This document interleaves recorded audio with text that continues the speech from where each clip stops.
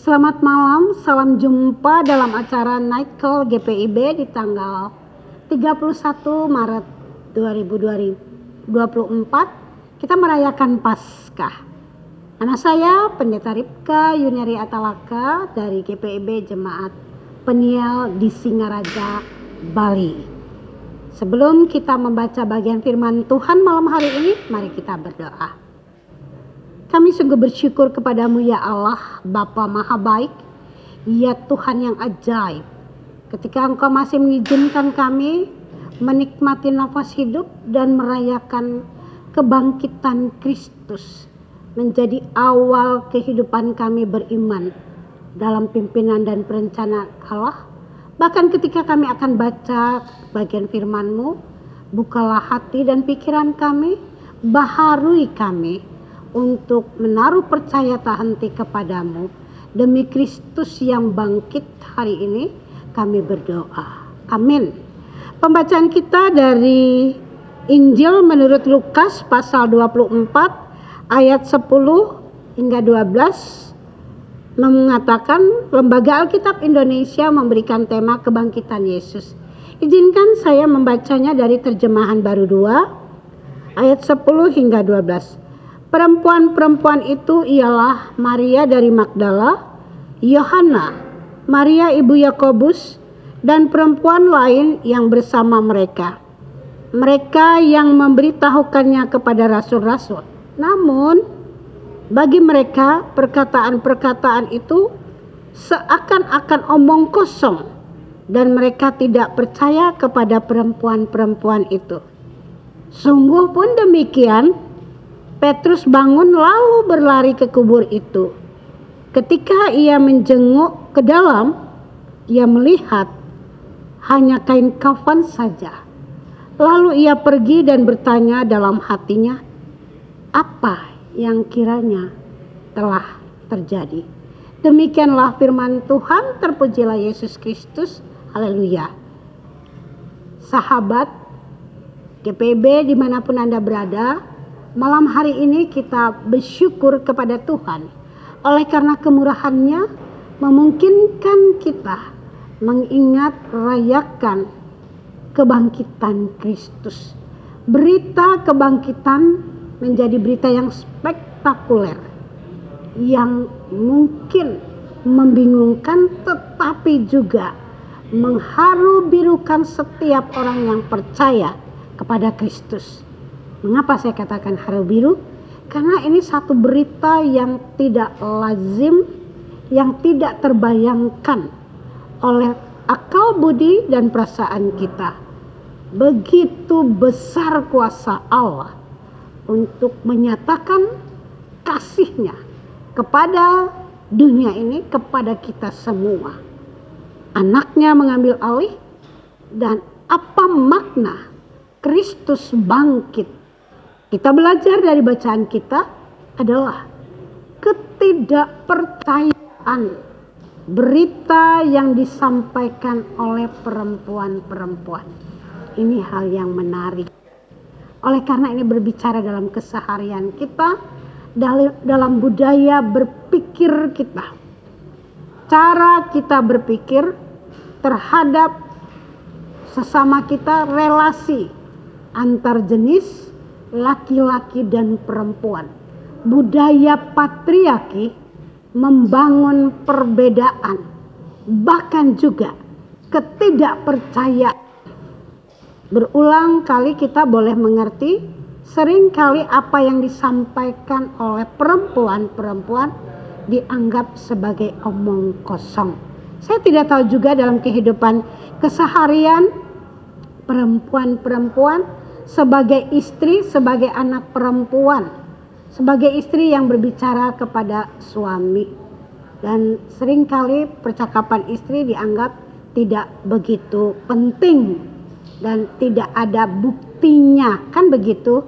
Semoga saya salah aja, karena kita bicara keseharian kita, hidup kita adalah hidup yang berelasi, dan Yesus datang untuk membangun relasi yang sesungguhnya, yang sejati, yang dikehendaki oleh Bapa.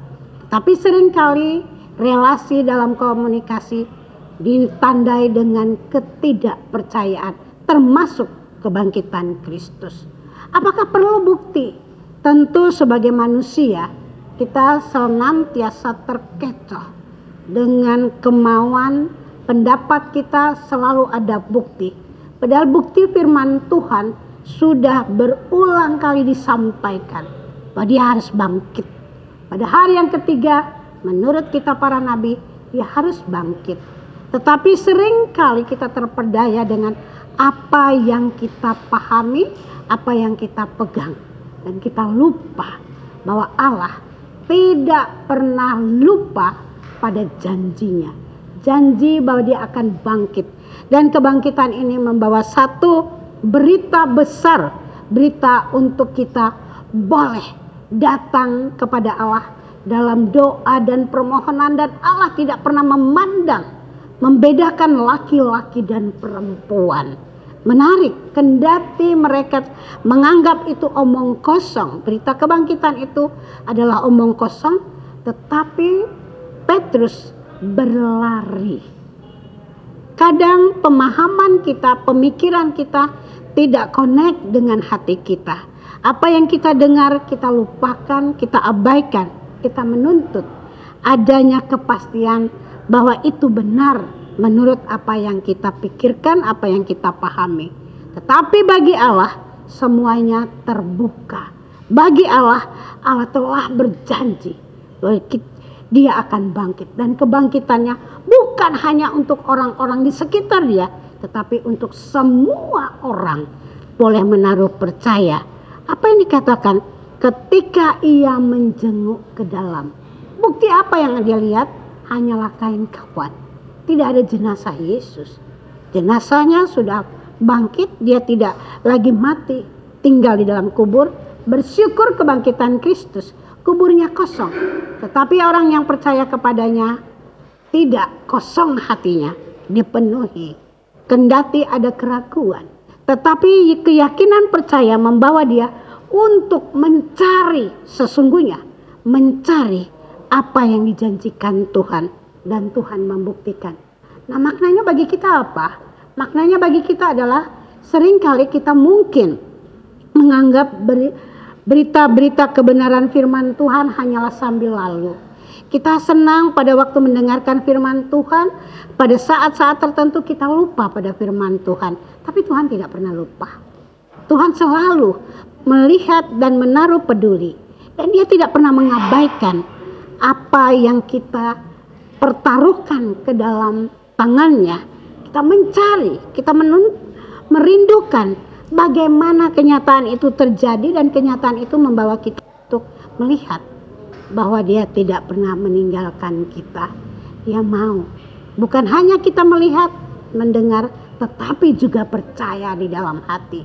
Bukan kata orang, tetapi kata hati kita menaruh percaya, dan percaya kita tidak pernah sia-sia. Maka masukilah, rayakanlah Paskah ini bersama-sama dan di dalam untuk kemuliaan Tuhan.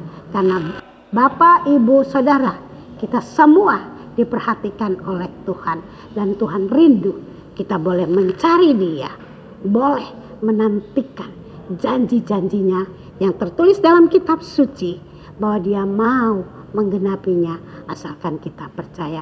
Percayakah engkau akan hal ini? Tuhan Yesus memberkati.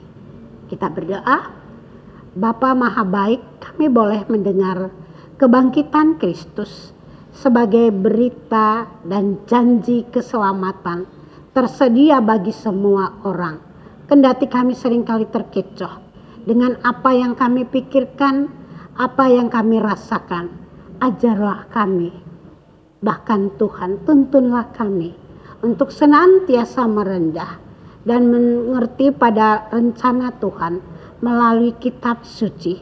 Kami boleh mengenal dan mengalami perjumpaan Tuhan oleh karena firman-Mu, oleh karena janji-Mu adalah iya dan amin. Untuk itu kami mau menyerahkan seluruh kehidupan kami pada malam hari ini. Biarlah kami boleh beristirahat dan Engkau juga menjagai kami. Hadirlah Tuhan dalam alam bawah sadar kami. sehingga dalam mimpi pun kami boleh memuliakan Engkau, dan dalam anugerah-Mu esok pagi kami bangun oleh karena kekuatan cinta kasih-Mu untuk menyaksikan kebaikan Tuhan bagi sesama kami, bagi semesta ini. Dalam pengasihan Tuhan Yesus yang bangkit itu kami berdoa. Amin.